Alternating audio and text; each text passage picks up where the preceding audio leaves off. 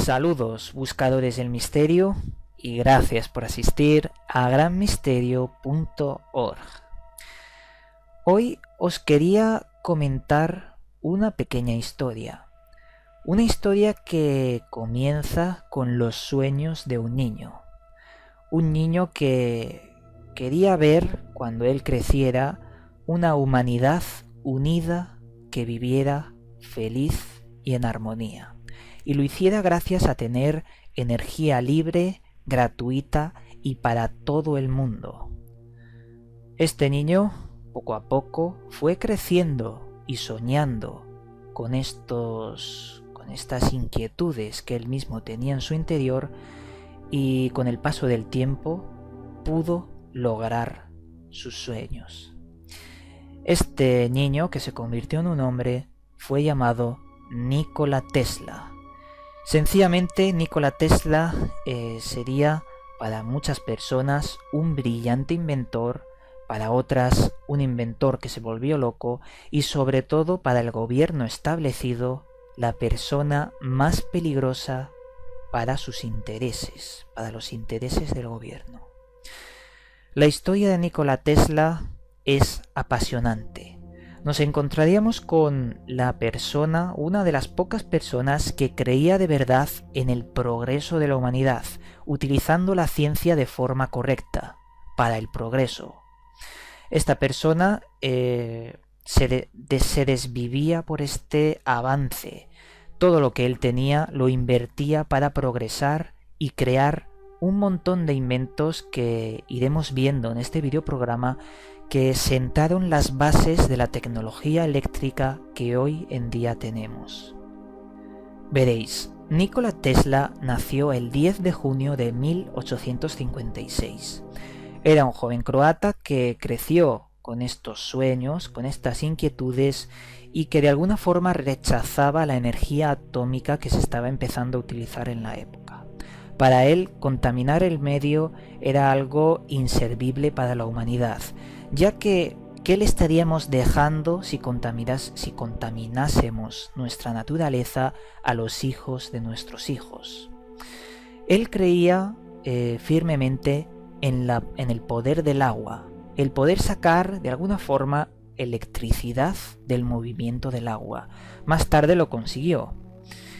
Pero sobre todo, lo más importante de Nikola Tesla sería su enorme intelecto. Él decía que cuando iba a inventar algún tipo de dispositivo o algo, se hacía una imagen en su cabeza, tornillo por tornillo, pieza por pieza, y podía montar en su cabeza todo el invento. Además, decía que en su mente podía ver cuáles eran los fallos, desmontar el invento, volverlo a inventar y, de alguna forma, construirlo todo en su cabeza.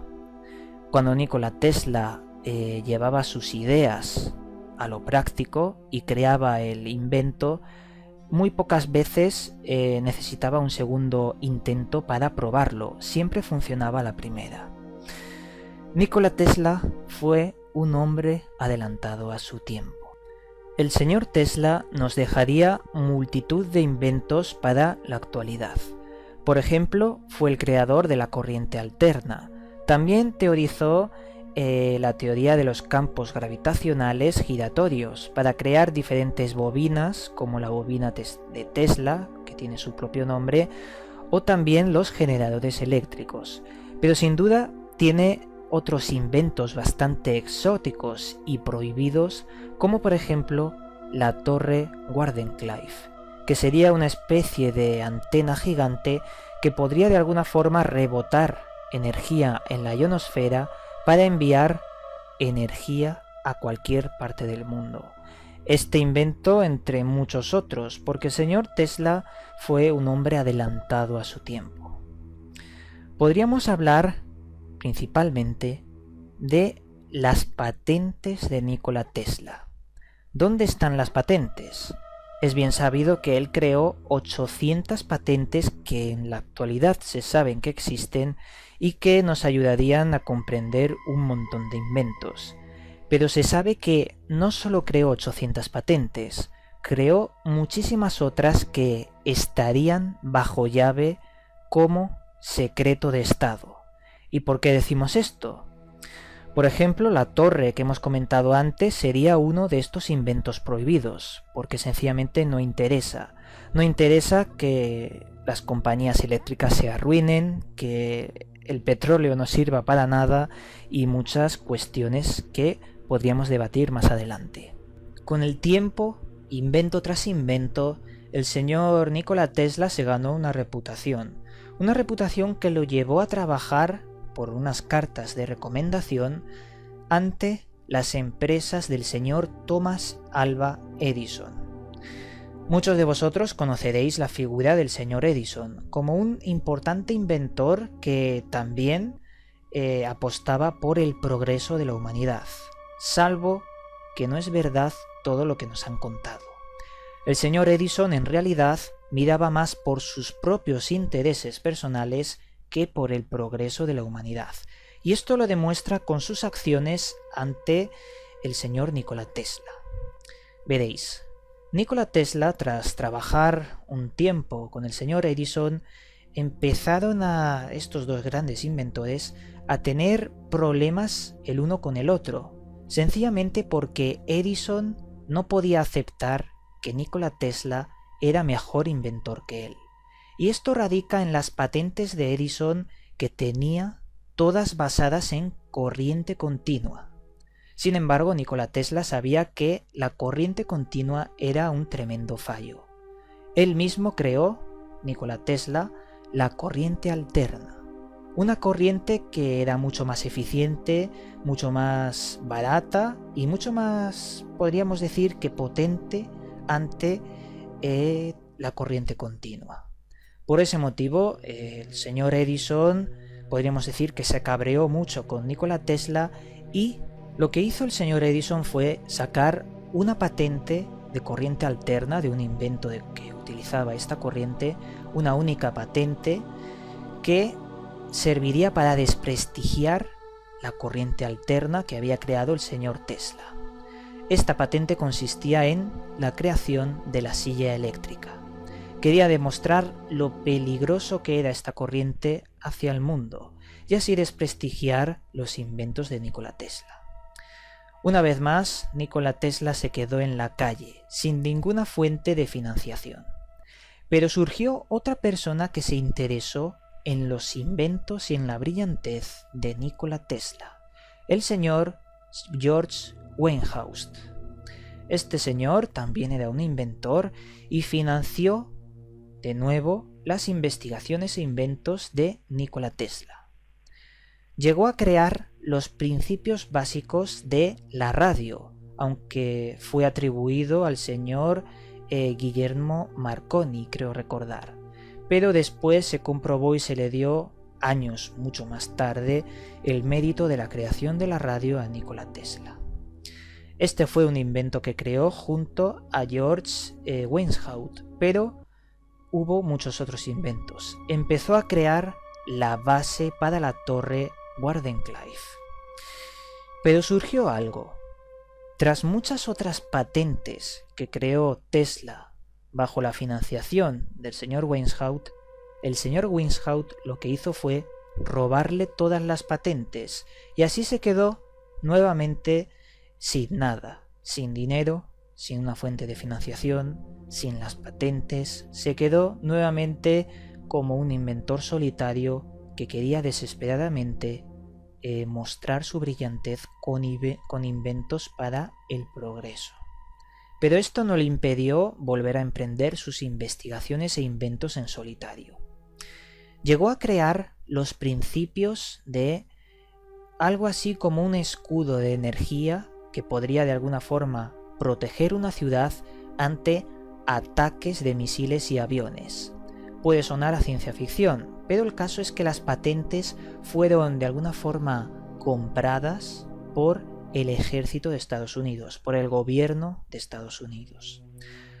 Actualmente existe un programa de interceptación de misiles intercontinentales que funcionaría con unos principios parecidos a lo que el señor Tesla quiso inventar. podríamos decir que algunos de estos principios fueron tomados de estas patentes. Sin embargo, el señor Tesla tenía ya muy poco dinero para seguir creando inventos tan exóticos.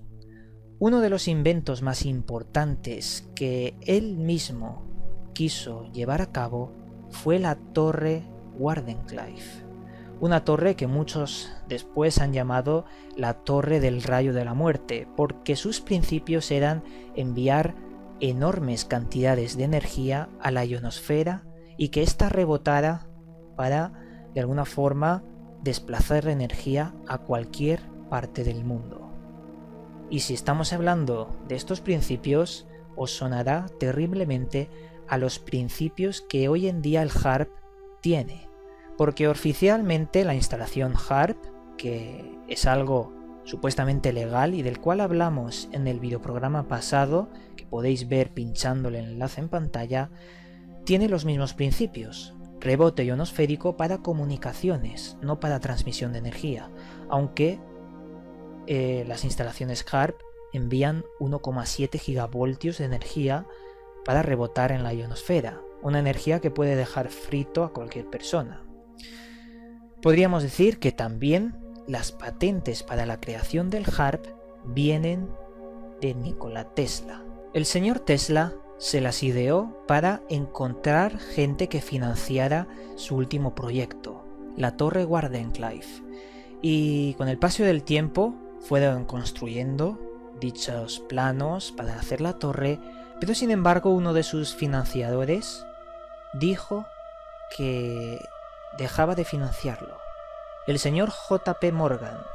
Este señor dijo que se dio cuenta de que esta torre proporcionaría energía infinita y libre a cualquier persona del planeta y que eso no interesaba. Por eso, el señor J.P. Morgan canceló la financiación y se las ideó para que los demás que estaban financiando el proyecto del señor Tesla dejaran de financiarlo. Hubo algunos que no hicieron caso al señor Morgan y también decidieron seguir apoyando al señor Tesla. Pero extrañamente, estos murieron en la catástrofe del barco del Titanic. Puede ser una coincidencia. El caso es que el señor Morgan iba a subir al Titanic y en el último momento cogió a su familia, las apartó y no subieron al Titanic. Podría ser un dato que no tiene mayor relevancia. El caso es que las muertes de estos financiadores están ahí. Entonces tendríamos la última etapa de la vida del señor Nikola Tesla. Una etapa en la cual viviría solo, encerrado en una habitación de hotel, creando inventos y escribiendo en sus cuadernos todas sus ideas, hasta que un día murió en su habitación. Hemos visto una historia de un increíble hombre, un hombre muy brillante que inventó para el progreso de la humanidad y que sin ninguna duda el Estado y la gente de codicia llegó por atormentarlo y acabar con todos sus sueños. Como último dato, y no menos curioso, tras el paso de los años fueron subastadas muchos de sus artículos, muchos de sus cuadernos donde apuntaba cosas, y se llegó a encontrar en sus cuadernos un inquietante mensaje. En el cuaderno relataba cómo, por error, mediante el invento de la bobina de Tesla, había recogido unas transmisiones que decía que procedían de otro mundo, de un planeta distinto y que no era humano. Unas transmisiones que, mediante un código codificado, recolectó y recogió en sus cuadernos, y hablaban de una extraña civilización que estaría controlando a la raza humana. Puede parecer una de las grandes locuras de un inventor, pero lo cierto es que en los cuadernos existen estos datos y esto no lo podemos negar. Lo cierto es que aquella persona que compró estos cuadernos recibió una vez más las extrañas visitas de unos hombres de negro.